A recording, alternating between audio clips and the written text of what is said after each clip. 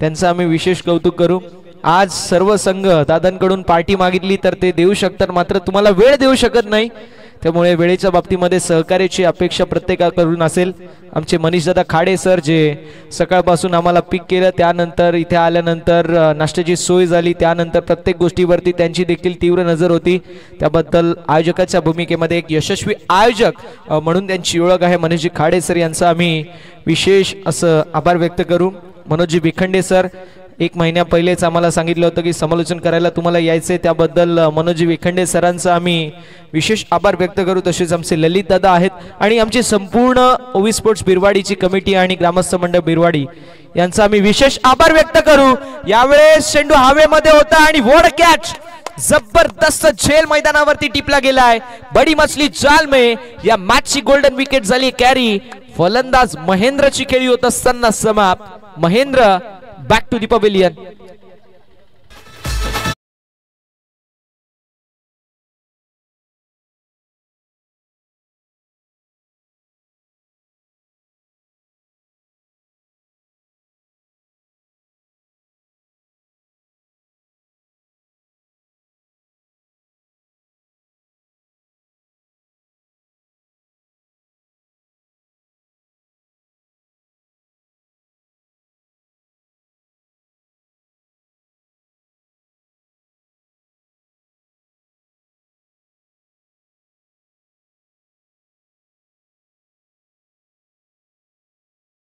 है दम जम के रखना कदम मेरे साथिया, कारण दोन्ही मातब्बर संघ आहेत।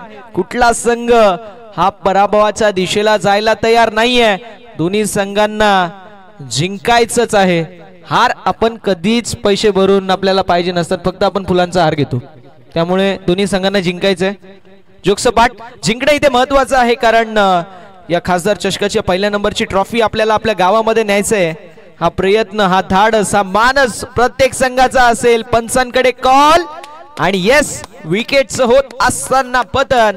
नॉन स्ट्रायकिंग एंड वरती फलंदाजाची खेळी होत असताना समाप्त। अजून एक धक्का बसतोय बॅटिंग करत असताना टीम MD स्पोर्ट्स कोसले संघाला।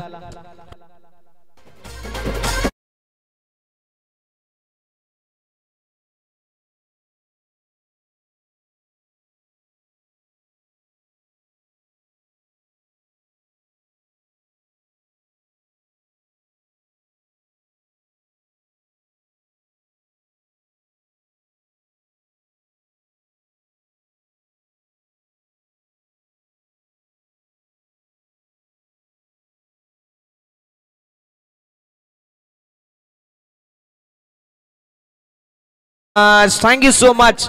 रन बॉल इक्वेशन 8 धावा धावफलकावरती आहेत। चेंडू झालेत 8, 16 चेंडू 30 धाव्यांची गरज आहे। म्हटलं जातं मुश्किलों से भाग जाना आसान होता है, हर पहलू जिंदगी का इम्तिहान होता है। मुश्किलों से भाग जाना आसान होता है, हर पहलू जिंदगी का इम्तिहान होता है। डरने वाले को नहीं मिलता जिंदगी में कुछ, लढने वालों की कदमों में जान होता है। अशा अनेक साऱ्या स्पर्धा स्वतःच्या खांद्यावरती पेलल्यात स्वतःच्या गावासाठी।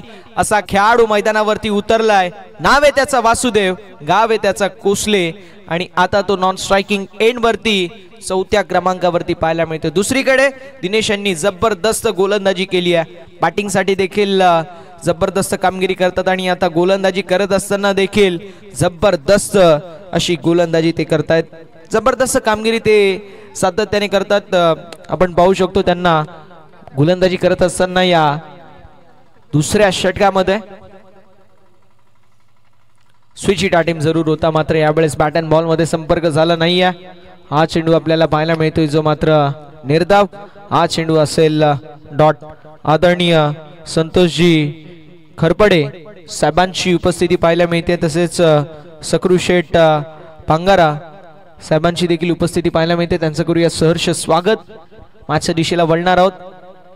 आडव्या पट्ट्याने मोठा फटका मारायचा प्रयत्न, बॅटची एज आणि एस्ट्यांच्या मागे एसटी रक्षक होते।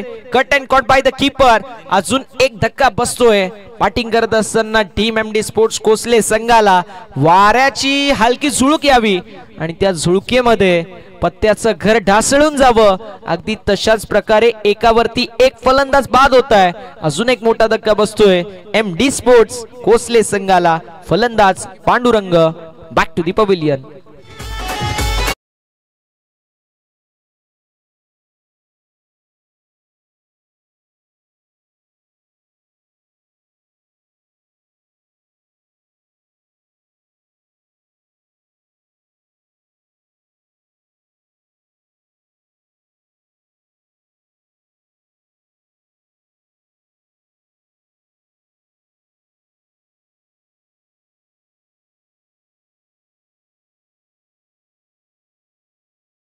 आमच्या सोबत 12 मॅनच्या भूमिकेमध्ये तो बसत नाही, मात्र हसतो. तो फक्त हसतो आणि त्याला मी म्हटलं बस बाबा टेन्शन घेऊ नको. तो म्हणतो मला बसायची सवय नाहीये.